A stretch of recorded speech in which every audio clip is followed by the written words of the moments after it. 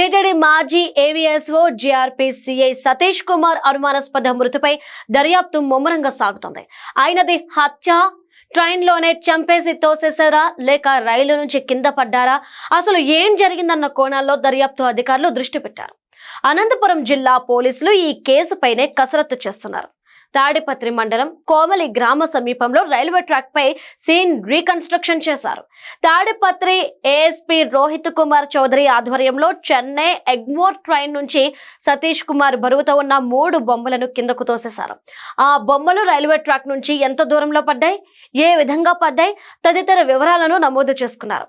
ఆ సీన్ మొత్తాన్ని డ్రోన్ కెమెరాలతో రికార్డ్ చేశారు.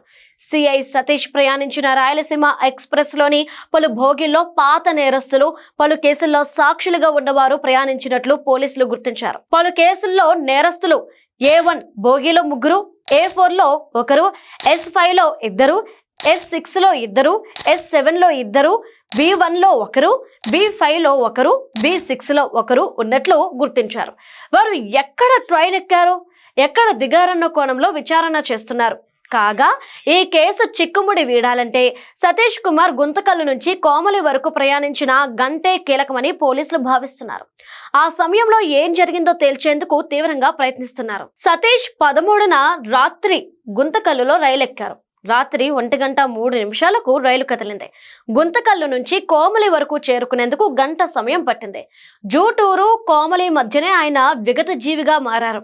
గంట సమయంలో ట్రైన్లో ఏం జరిగిందన్న దానిపై దృష్టి సారిస్తే సతీష్ మరణానికి సంబంధించి కీలక సమాచారం లభించే అవకాశం ఉంటుందని భావిస్తున్నారు.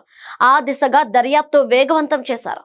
మరోవైపు తమ తమ్ముడు సతీష్ ని హత్యే అని ఆయన సోదరులు ఆరోపిస్తున్నారు. విచారణలో ఎలాంటి సంచలనాలు నమోదు అవుతాయో అనేది ఆసక్తికరంగా మారింది.